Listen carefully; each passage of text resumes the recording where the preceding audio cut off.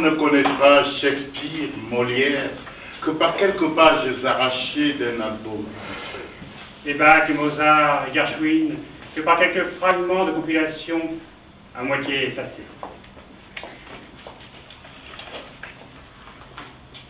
Ici les Galux, représentante de la Terre sur la chaîne télévisée Galatessa, Stella Arte, en direct du café Le Carillon de Picpus, à l'enseigne de la Salamandre.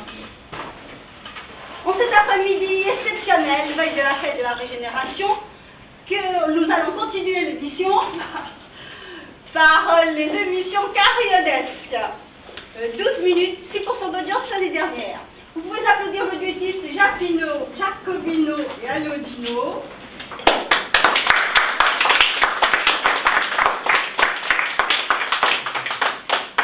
Alodino et Jacobino sont deux êtres humains passionnés qui passent leur temps à rechercher dans l'horaire Bercy du site Biblio FM les fragments d'écrits si chers à nos chers cousins de l'Homo sapiens sapiens cantas.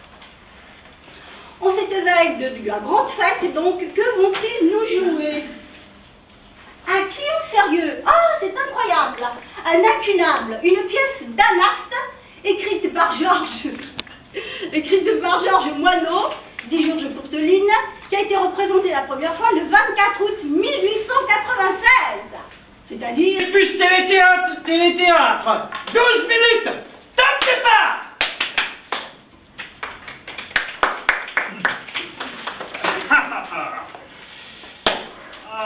Bonjour Loyal, vous avez le journal officiel? Le journal officiel? Non, monsieur le substitut. Bonjour, monsieur le substitut. Depuis ce matin, je bats tous les kiosques de Paris, pas moyen de mettre la main dessus. Cela ne m'étonne pas.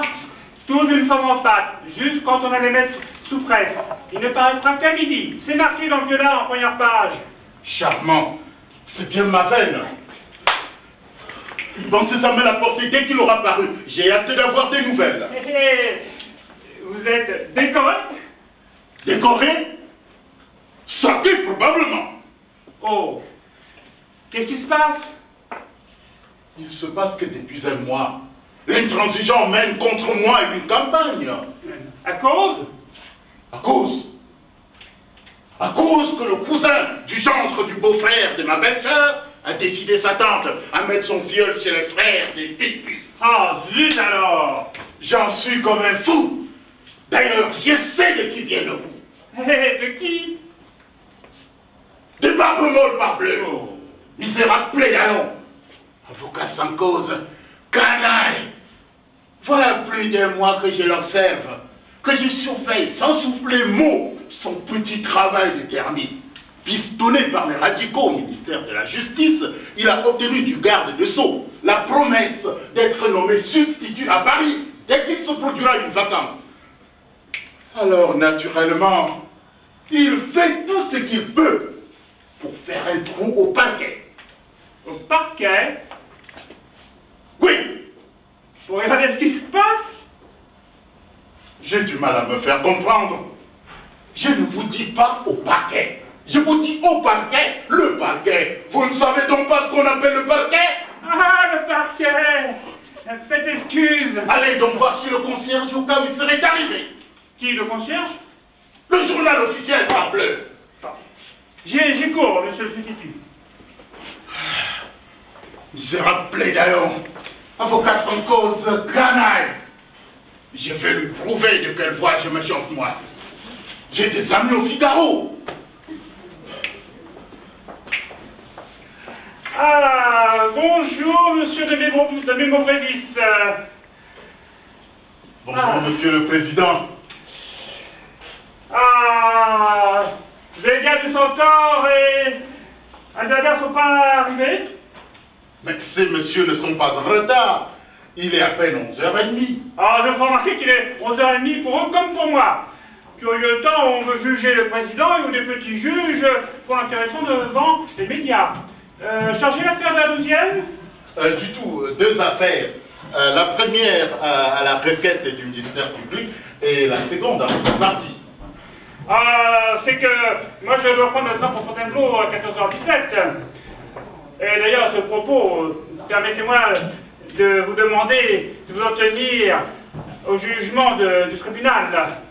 Vous allez au poste de police lorsque vous y mettez, vous. Vous pouvez compter sur moi. Et j'ai peur de manquer mon train. Soyez tranquille. Bonjour, monsieur le substitut. Ah, toujours aussi élégante, Vega. Ah, je me suis flatteur, Aldemert. Cette année, les eaux alburéos sont d'un chic. Avez-vous lu ce matin le journal? L'intransigeant? Non, non, non. Encore un autre filet en première page. On nage en pleine roche royale. Et ça me laisse froid au combien pour l'importance que ça a. Aucune. C'est embêtant, c'est ennuyeux, c'est regrettable, et comme importance, c'est zéro. Nous vous le disons comme nous le pensons. Êtes-vous responsable des infamies d'une presse dont le mépris universel a depuis longtemps fait justice? Est-ce que cela vous regarde? Non, n'est-ce pas? Les attaques de l'intransigeance sont aussi absurdes qu'odieuses, mais vous avez toutes les honnêtes gens pour vous, en une seule voix. Au fond, c'est mon avis. Et le nôtre. Et le nôtre. D'ailleurs, vous êtes dans votre tort. À moi? Non. Quand on occupe dans Paris une place comme la vôtre, on ne met pas sa fifille à Saint-Do et son héritier chez les bons pères, que diable! Et ce n'est pas moi. De toute façon, vous avez tort. Vous vous conduisez comme un enfant. Vous comprenez bien que lorsque on a du crédit pour les gens tenus pour suspects, vous infligez au gouvernement que vous servez l'humiliation d'un désaveu. Permettez. Remarquez que nous ne vous blâmons pas. Au contraire. Je dirais même plus, cette façon de procéder, en dehors de tout esprit de votre mission, et je l'avoue, d'un courage extraordinaire, n'est-ce pas?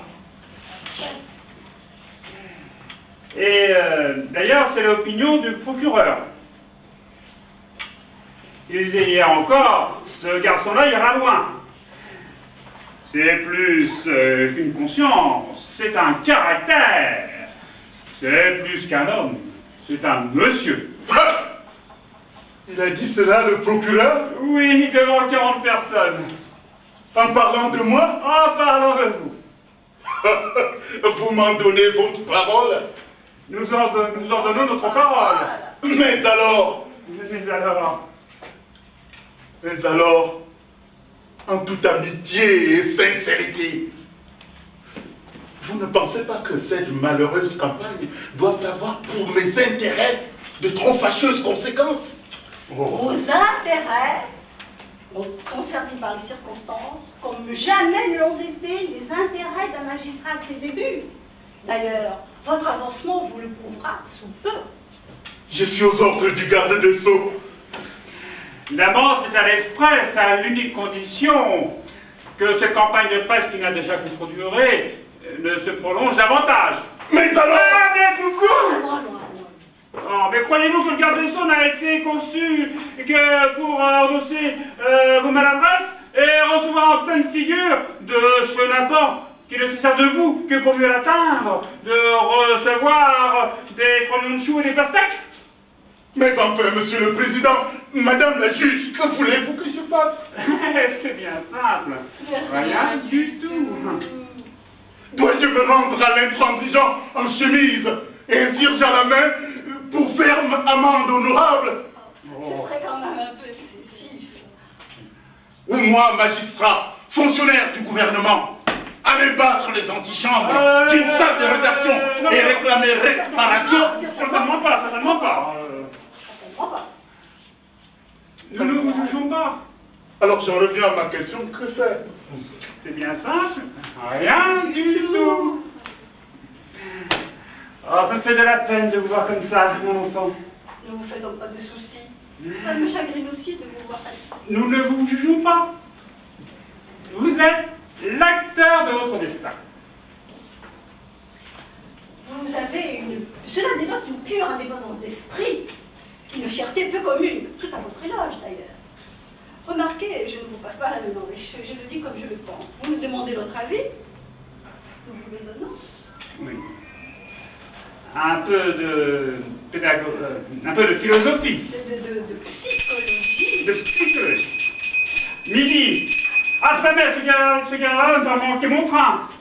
Ah, Adalbert. Bon, deux affaires, dites-vous? Oui, deux affaires.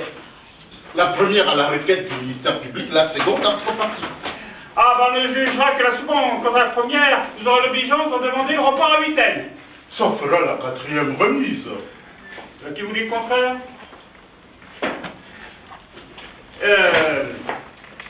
Et de quoi s'agit-il, mon ami? Il s'agit d'une espèce de farceur qui a été arrêté le dimanche de Rameau devant Notre-Dame de Lorette, vendant du cresson béni pour Dieu, lui. Oh, c'est plus de la salade. Bon, écoutez, ce n'est pas bien grave. Vous comprenez que même moi, je ne peux pas faire attendre la compagnie de chemin de fer, n'est-ce pas? Alors. Ah, encore que. Oh.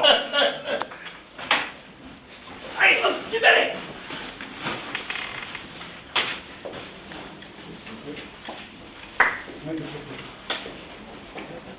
Donc, 2 minutes d'entraque et on